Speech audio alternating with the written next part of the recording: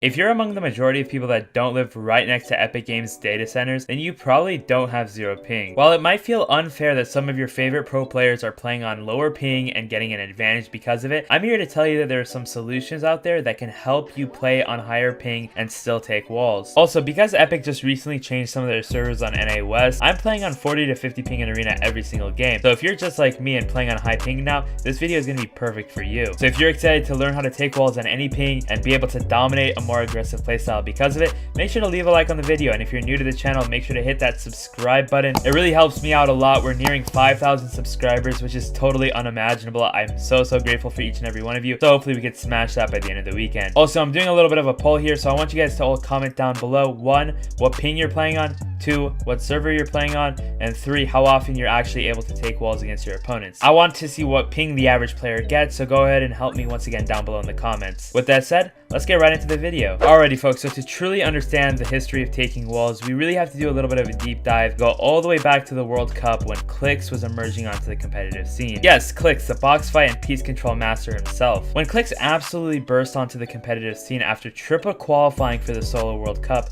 a lot of people started questioning the legitimacy of his play. He was able to steal opponents' walls first try so many times, which led him to get so many easy eliminations. Of course, we now know that Clix wasn't cheating, but he was forced to defend himself and make a video explaining just how taking walls worked. What's up guys, it's Clix here. So today we're going to be going over how I steal walls in Fortnite. And if you guys think it's a macro, Fortnite got made a video providing proof that it's really not a macro, but I'm going to be basically going over how I do it. Like I said, breaking like the pickaxe animation, but hitting it at the same exact time. So as you guys can see right now, I'm not breaking the wall, but you guys can see on my screen that I'm actually breaking it and like hitting it. You guys know what I mean? So basically you have to time it correctly where it actually hits the wall and you already have it out. So basically like this, but I already clicked F. So I'm going to show you guys on Janik. It doesn't work all the time. It works on some other people who have ping, but say you guys are 60 ping and someone has 30, you're not going to get their wall. It's nearly impossible. And you guys could slow-mo this video, make it 0.25.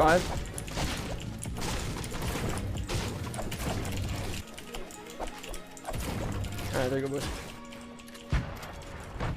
My wall, baby! Give me your wall, baby! Like,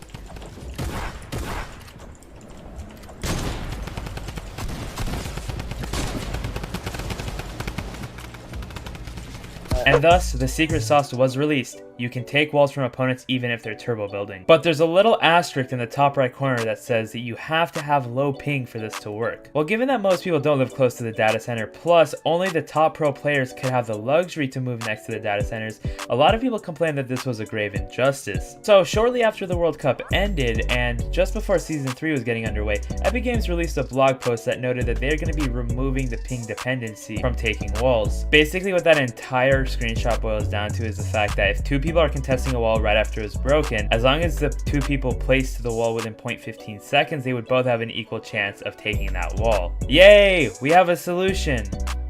Wrong.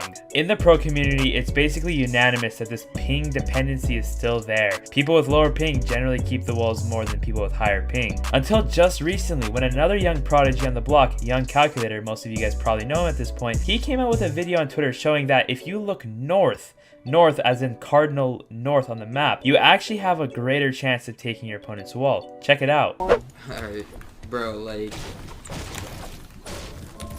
I'm done. Bro. I'm done. Alright. No, but like, what the more OP is that like you engage a fight from his wall, you take it first try, then place your Hold your wall? place the cone first try. So it's only cones and floors. That's good. Oh, is it? It's only cones and floors. Oh. Alright, Paul, build a cone and a floor. Okay, but I feel like the fact that you can hold your star from the north guaranteed is busted also.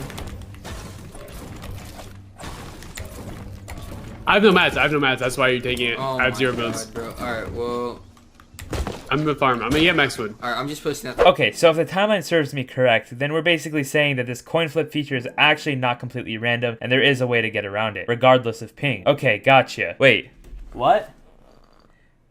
They patched it? Okay, so Epic can fix the North exploit, but they can't fix the coin flip feature in general? We can't win with these guys. Now, you might think that's where the saga ends, but now we move to present day, where there's actually a new way to get around this wall ping dependency. And that's going to be to double bind your place wall button. Alrighty, so what I'm going to need for you guys to do is head over to your settings, go to your inputs, whether you're on a controller or keyboard, doesn't exactly matter. Either way, you're going to want to scroll all the way down to your building area. As you guys can see here on the screen, I'm going to my place building option. For me, I'm personally going to set it to caps lock because it's a free key, but you want to have that secondary place building bind to be set to something that you can press accessibly. So I brought my buddy into a creative server, and I actually had him sit in a box just hold his wall without peeking me or anything like that, just so I could try taking his wall. And this is me not even trying to use the caps lock. I only get it once out of the 6 or 7 times that I try. I would have definitely gotten edited on and got popped for a big shot at this point. But here's some gameplay of me actually using the caps lock, and I have a much higher success rate, specifically because of the fact that you're holding down that secondary keybind before you even switch to the wall. Because when you think about it, holding down left click actually is supposed to use your pickaxe before you switch your build, and then the game has to say, oh, he's actually trying to place a build now. But when you have a keybind that's being held down that has the only purpose of actually placing your build,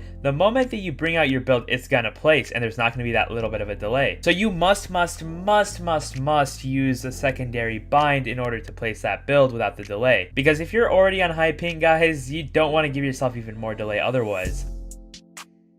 Now that we've discovered a strategy that actually at least gives us a chance to take our opponent's walls regardless of our ping, we need to start discussing what we can do with that given power. Because you guys all know the saying, with great power comes great responsibility. So I'm going to set some baseline rules when it comes to taking your opponent's walls. You must follow these if you don't want to get edited on and put in a terrible spot. Because simply knowing that you can take someone's wall isn't good enough to win you the fight. Rule number 1. Don't jump in your opponent's box. If you take someone's wall just to jump in their box, you're basically nullifying any advantage that you had. Trust me when I say this, it's such a bad habit because I have fallen for it so many times, and it takes a lot to stop doing it. So here's a clip of me on stream using this exact strategy. I'm not being too obvious, I'm not giving him much of an opportunity to edit on me, and once I take his wall, I finish the fight from outside of his box. Build, don't die.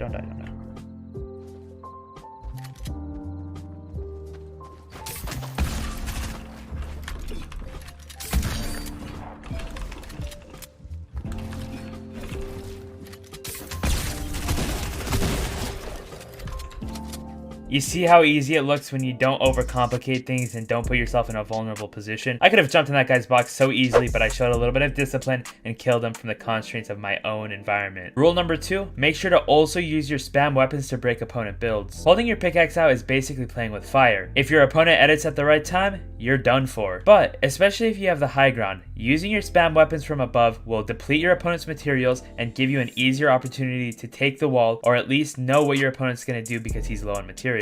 Another clip from my stream can be a good example of this.